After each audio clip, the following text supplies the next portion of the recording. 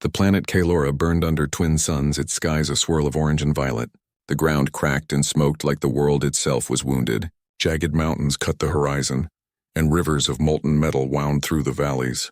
Amid this chaos, human explorer Captain Aiden Kane landed his small scout ship, the horizon's edge, on a plateau high above the main settlement. Aiden was tall, lean and calm in ways most humans would call unnerving. His brown eyes, sharp and alert, scanned the alien landscape. He had visited many worlds, but Kalora felt different, dangerous, yet strangely alive. His mission was simple: observe, gather information, and stay unseen. Humans were not supposed to interfere with alien conflicts, but even as he reminded himself of that rule, something small and fragile caught his attention.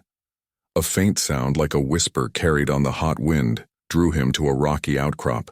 There, crouched behind jagged stone, was a child, or at least a creature shaped like one. Its skin shimmered silver in the sunlight, almost like liquid metal. Its eyes were wide and luminous, the color of deep seawater filled with fear. The child was surrounded by strange, insect-like soldiers. They moved with sharp precision, their bodies armored and their weapons glowing with energy. The child trembled as one of them stepped closer. Aiden's pulse quickened. He could not leave it. He took a deep breath and activated his stealth suit, which rendered him almost invisible. Moving quietly, he crept toward the group. Timing his movements with the shifting shadows, he found a clear line to the child. The alien soldiers did not notice him yet, but he knew they would. Humans were unpredictable, and Kalora's inhabitants were not used to them. Aiden whispered to the child, "It's okay. I won't let them hurt you." The child looked up, eyes wide in disbelief. Its small hands reached toward him, and a trembling nod followed. Aiden acted quickly. He tossed a small smoke grenade from his pack. The device hissed, then erupted in thick violet smoke. The soldiers hissed in confusion, their advanced senses struggling to see through it. "Run!" Aiden shouted, grabbing the child. It was light, almost weightless, but its grip was tight around his arm. Together, they dashed across the rocky plateau. The alien soldiers tried to follow, but the smoke hid them. Sparks flew as energy weapons hit the rocks, sending fragments into the air. They reached a narrow canyon. Aiden paused, listening. The soldiers were still behind, but slowed by the thickening smoke. He looked at the child. Its breathing was fast, small chest rising and falling in panic. "Stay close. Don't let go," he said firmly, his voice calm but commanding. The child nodded again, clutching his arm with both hands.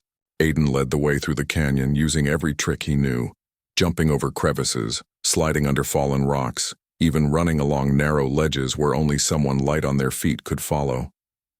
The smoke faded behind them, giving the soldiers less cover. Finally, they reached a hidden cave just big enough for the two of them. Aiden collapsed against the wall, catching his breath. The child stared at him, eyes still wide but now filled with awe. "You saved me?" It whispered in a musical voice. "I did. You're safe now," Aiden replied, though he knew it wasn't fully true. Kalora was far from safe, and their troubles were only beginning. The child's name came to him instinctively. "What's your name?" he asked. "Lyra," the child said softly. "All right, Lyra. Stay close. I'm Aiden. We'll get through this." Lyra nodded, but the fear in her eyes remained. Aiden could feel it. She was being hunted for a reason he did not yet understand. But one thing was clear. She was important, and he could not let her die. Not on his watch. Hours passed as they moved through the rugged landscape. The twin suns began to set, casting long shadows across the red rocks. Aiden found a shallow alcove where they could rest for the night. He set up a small energy shield to hide them from aerial surveillance. As they sat together, Lyra finally spoke. "Why do you help me?" Aiden smiled faintly, a small warmth in the middle of the harsh terrain. "Because someone has to, and because no one deserves to be hunted like this." She tilted her head, curious. "You are human?" "Yes," he said. "And yes, humans are different. But sometimes being different is an advantage." She seemed to ponder this, then fell silent, exhaustion overtaking her fear. Aiden kept watch through the long night, his mind racing with questions. Who were the soldiers? Why were they after her? And most importantly, how could he get her to safety? By dawn, the desert-like winds had calmed, but the danger had not. Aiden scanned the horizon and saw them. More soldiers forming a line that cut through the valley below. He knew there was no way to outrun them. They were too fast, too well equipped. He needed a plan. Aiden led Lyra to a narrow cliff path barely wide enough for two. The soldiers would have to follow slowly, giving them a chance to escape. As they climbed, Aiden scanned for anything he could use. A jagged rock formation ahead seemed ideal. "Trust me," he said as he set up a simple human trap using stones and wires from his pack. "When they come, they'll never see it coming." Hours later, the soldiers arrived. Their glowing weapons hummed in anticipation. Aiden waited, crouched behind a rock with Lyra pressed against his back. As the first soldier stepped onto the rigged path, a chain reaction sent rocks tumbling down. The soldiers shouted, slipping and sliding, trying to keep balance. "Run!" Aiden shouted again. They sprinted down the cliffside, the soldiers struggling behind. By the time the dust settled, Aiden and Lyra were far ahead, disappearing into a grove of crystalline trees that shimmered in the sunlight. They stopped to catch their breath. Lyra looked at him, awe and gratitude in her eyes. You saved me again." Aiden shook his head.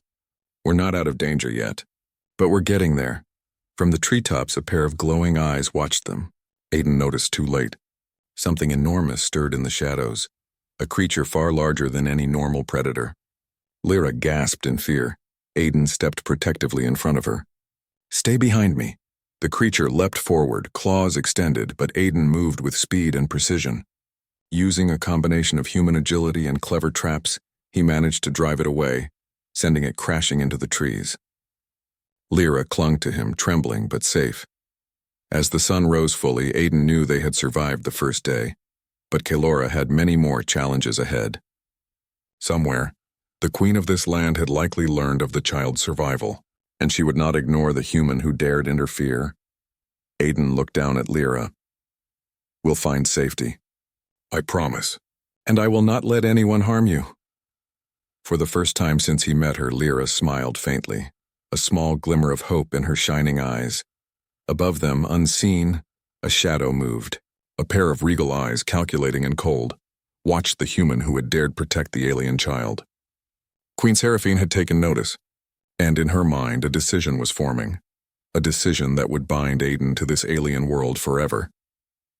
But that was tomorrow's worry. For now, Aiden and Lyra had survived, and sometimes that was enough. The hum of the human ship's engines filled the cabin as Captain Elias Hart adjusted the controls, keeping a careful eye on Kale. The alien child sat on a reinforced bench staring out the viewport at the stars. His large reflective eyes followed the streaking light, but his expression was unreadable. Elias had spent years facing enemies, but nothing prepared him for the complexity of this small, silent observer. "Kyle," Elias said gently, kneeling beside the child. "You're safe now. We're far from Zithera." Kale tilted his head. A soft melodic sound escaped his lips, a word Elias didn't understand. He had heard snippets of the Zephyri language before, mostly from intercepted transmissions, but this was different. Kale's voice was hesitant, like a small bird testing the air. Elias smiled faintly. "I don't understand you yet." "That's okay. We'll learn together." The child nodded slowly, then pressed his small hand against a panel of the ship. The light shifted slightly beneath his touch. Elias noticed but said nothing, curious about Kale's abilities. Humans were adaptable, but there was something unusual about this child. His instincts were sharp and his awareness seemed beyond his years.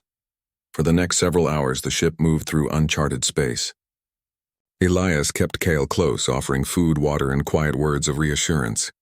Despite the chaos of war, he felt a strange calm. There was a bond forming, fragile but undeniable.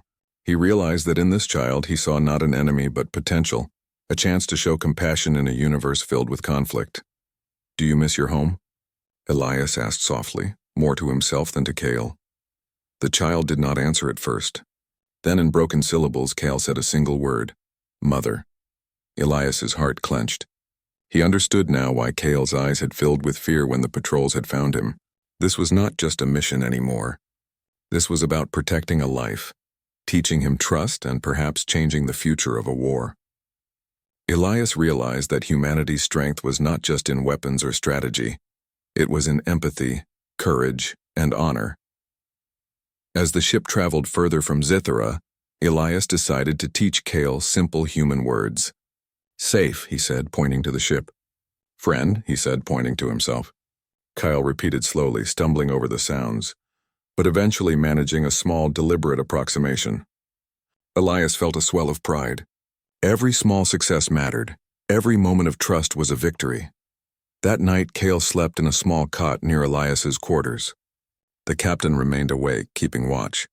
His mind wandered back to the first time he had seen the child huddled against the crystalline walls of Zithera. Fear, helplessness, but also hope. Humanity had always faced impossible odds, yet somehow it had persevered. Elias believed that courage and honor could cross species, break barriers, and even influence enemies. Suddenly, a soft hum filled the cabin. Elias turned sharply, hand on his weapon. Cale's eyes were open, glowing faintly in the dim light. The child's small fingers hovered above the cot, and the hum intensified. A panel on the wall flickered. Elias froze, realizing that Cale was causing it. Not with malice, but instinct, perhaps even curiosity. "Easy, Kyle," Elias said calmly. "You're safe. I'm here." Cale's glow faded, and he leaned back, letting out a soft, relieved sound. Elias studied him, wondering how much the child understood about his own abilities. The Scifi were advanced, but Cale was special, even among his own kind. Elias knew this might make them valuable, dangerous, and sought after. And yet, he felt an unshakable determination. He would protect the child no matter the cost. Days passed, and Elias taught Cale more words, more gestures, more ways to communicate. Cale proved to be quick, learning human concepts faster than Elias expected. He could point, respond to questions, and even express basic emotions. Elias found himself talking to the child as if he were human, recognizing the intelligence and curiosity behind those alien eyes. One evening, the ship's sensors detected movement nearby. Elias activated the shields and scanned the surrounding space. "We're not alone," he muttered. Cale crouched beside him, eyes alert. The child's instincts were sharp. He had sensed the approaching threat before the scanners picked it up. Elias knew immediately. The Scifi would not rest until Cale was returned. The mother, Commander Lyra, would search tirelessly. Her reputation among the Scifi was legendary.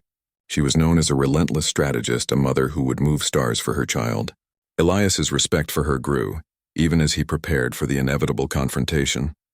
He trained Cale to stay calm, to hide, to trust in both instinct and human guidance. During these sessions, Elias noticed subtle signs of Cale's unique abilities. He could sense danger, react before threats appeared, and even manipulate small amounts of energy around him. Elias did not yet understand it, but he knew these gifts could change everything. If the wrong people discovered them, Cale could become a weapon or a target. Despite the danger, the bond between human and alien deepened. Elias shared stories of Earth, of humanity's struggles and triumphs. He spoke of courage, of resilience, of kindness in the face of adversity. Cale listened intently, absorbing every word, and in return, shared glimpses of Scifi culture, of honor, loyalty, and the deep connection between parent and child. Elias realized that empathy was universal. Even across species, it could bridge worlds. The tension of being hunted never fully left them. Patrols scanned space sectors, probes flew past their ship, and cryptic messages arrived via encrypted channels. Elias remained vigilant, teaching Cale to stay aware, to think critically, and to trust both his instincts and human guidance. Each encounter strengthened the child's understanding and reinforced Elias's resolve. One night, while Kyle slept, Elias reflected on his journey. He had always believed in humanity's strength, its courage, creativity, and moral compass, but now he saw it in action. Protecting Cale was more than a duty. It was a testament to what humans could achieve when guided by honor and compassion. Here, in the quiet of the cosmos, he was not just a soldier. He was a guardian, a teacher, and a bridge between worlds. Suddenly, the ship shook violently. Alarms blared. Elias grabbed Cale, securing him to a safety harness. The sensors lit up. A Scifi interceptor had locked onto their position.